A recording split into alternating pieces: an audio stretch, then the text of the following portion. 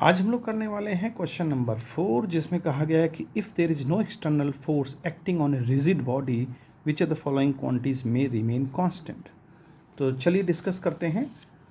हमारे पास question number 4 में ये बोला गया है कि एक नॉन रिजिड बॉडी है। देखिए, नॉन रिजिड बॉडी का मतलब होता है कि अगर कोई बॉडी है तो उसके जो अंदर के पार्टिकल्स हैं उनके बीच में कोई न कोई इंटरनल फोर्स एक्ट कर रहे होंगे आपस में एक दूसरे से। ठीक है, तो जब आपस में एक दूसरे से फोर्स इंटरेक्ट कर रहे होंगे तो वहाँ पर देखिए, अब उसने कहा है कि अगर नेट फोर्स जीरो है तो समझिए बात को, हमारा फार्मूला जो है होता है F external is equal to d p linear momentum upon time. तो अगर हमारा ये एफ एक्सटर्नल ज़ीरो है तो d p by d t का जो डिफ्रेंशिएशन पी, जब डिफ्रेंशिएशन पी का जीरो है तो पी हमारा क्या होगा, कांस्टेंट। ये तभी जीरो हो सकता है जब इसको हम मतलब कांस्टेंट वैल्यू है, क्योंकि पी का अगर डिफ्रेंशिएट करेंगे D p by d T तो कांस्टेंट वैल्यू का डिफ्रेंशिएशन जीरो होता है। तो यहाँ से हम ये समझ सकते हैं कि लीनियर मोमेंटम हमारा कांस्टेंट होगा। तो ये बी ऑप्शन तो हमारा करेक्ट हो गया।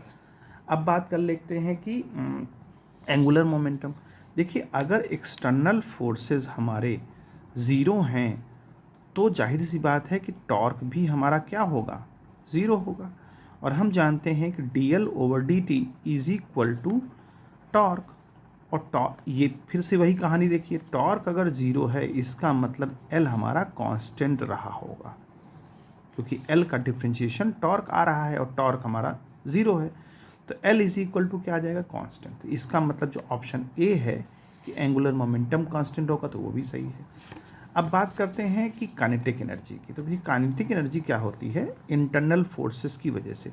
अगर ये पूरा एक एज ए सिस्टम हम मान लें तो अंदर के पार्टिकल के बीच में जो फोर्सेस लग रहे हैं उन फोर्सेस की वजह से क्या हो सकता है, काइनेटिक एनर्जी में चेंज आ सकता है, क्योंकि वेलोसिटी, रिलेटिव वेलोसिटी आपस में बदलेगी तो काइनेटिक एनर्जी बदल सकती है।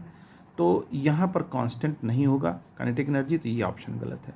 फिर ऑप्शन डी की बात कर लेते हैं। देखिए, अब जो हम बॉडी ले रहे हैं नॉन रिजिड बॉडी, उसमें क्या है कि पार्टिकल की पोजीशन चेंज हो रही है, और हम जानते हैं कि जो इनर्शिया होता है वो मास और जो डिस्ट्रीब्यूशन ऑफ मास है, जो डिस्टेंसेस हैं मास की, पार्टिकल्स की, उनके मास की और डिस्टेंस पे चेंजेस हो सकते हैं। तो जब होंगे तो आई चेंज हो जाएगा, क्योंकि अगर मान लीजिए इंटरनल फोर्सेस काम कर रहे हैं और पार्टिकल दूर या नज़दीक आ जा रहे हैं तो आई की वैल्यू घटती बढ़ती रहेगी।